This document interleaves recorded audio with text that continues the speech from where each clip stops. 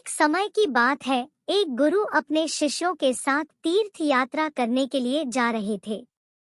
कुछ दिन और चलने के बाद सभी को थकान महसूस होने लगी, जिस कारण से हुए बीच जंगल में ही रुक गए। परंतु कुछ देर बाद गुरु को कुछ आवाजें सुनाई दी। जब गुरु ने बड़े ही ध्यान से उस आवाज को सुना तो उनको लगा कि कुछ लोग जोर जोर से रो रहे हैं। उन्होंने अपने शिष्य को कहा, शिष्यों सुनो, यह आवाज किधर से आ रही है? सभी से परेशान होकर एक दूसरे का मुंह देखने लगे, क्योंकि उनको कोई आवाज सुनाई ही नहीं दे रहा था। परंतु शिष्यों ने गुरु के आदेश के अनुसार कुछ दूरी पर आकर देखा। फिर गुरु ने एक गहरे कुएं में झांक कर देखा। केवल ग्रुप को ही उस गहरे कुएं में कुछ लोगों के रोने की आवाज सुनाई दे रहा था।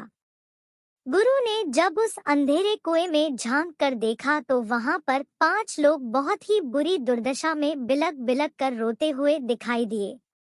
परंतु अभी भी शिष्यों को कोई आवाज ना तो सुनाई दे रही थी और ना ही कुछ दिखाई दे रहा था।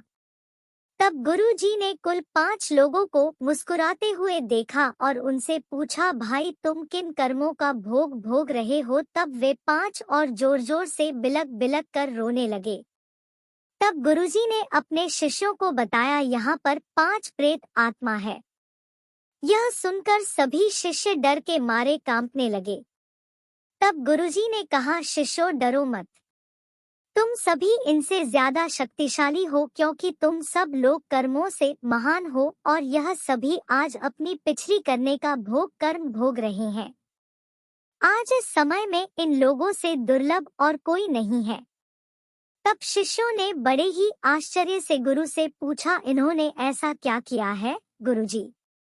तब पहली प्रेत आत्मा ने जवाब देते हुए कहा, वह पिछले जन्म में ब्राह्मण कुल में पैदा हुआ था और एक ब्राह्मण था, भिक्षा मांगता था, परंतु उस भिक्षा को भोग विलास में खर्च कर देता था।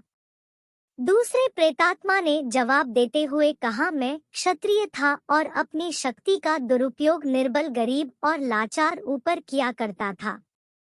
तीसरे प्रेत आत्मा ने जवाब दिया, मैं बनिया था, बस हमेशा अपने खुद के फायदे के बारे में सोचता रहता था।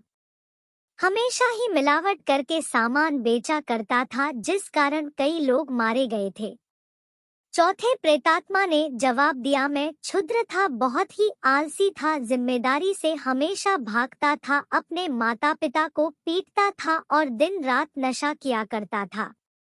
अंत में 5वें प्रेत आत्मा ने जवाब देते हुए कहा कि मैं एक लेखक था, अश्लील कथाएं लिखता था, मैंने समाज को वासना का पाठ सिखाया था।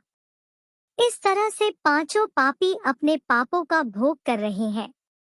सभी प्रेत आत्माओं ने हाथ जोड़कर गुरु से निवेदन किया, हे गुरु, आप गुरु हैं, आप दुनिया वालों को समझाइए कि बुराई का रास्ता क्षणिक सुख देता है, परंतु इसका दंड कई जन्मों तक अंधकार में भोगना पड़ता है। शिक्षा, मनुष्य को अपने किए का फल भोगना ही पड़ता है, फिर वह चाहे किसी भी जन्म में हो। कहा जाता है कि जिस प्रकार ईश्वर होते हैं उसी प्रकार भूत भी है, लेकिन वह जितना दुर्लभ होता है उतना और कोई दुर्लभ नहीं होता। जितना कष्ट झेलते हैं उतना कोई और नहीं खेलता, वह अपने किए की सजा पाते हैं। क्षण भर की विलासिता के कारण कई जन्मों तक उनको भोगना पड़ता है।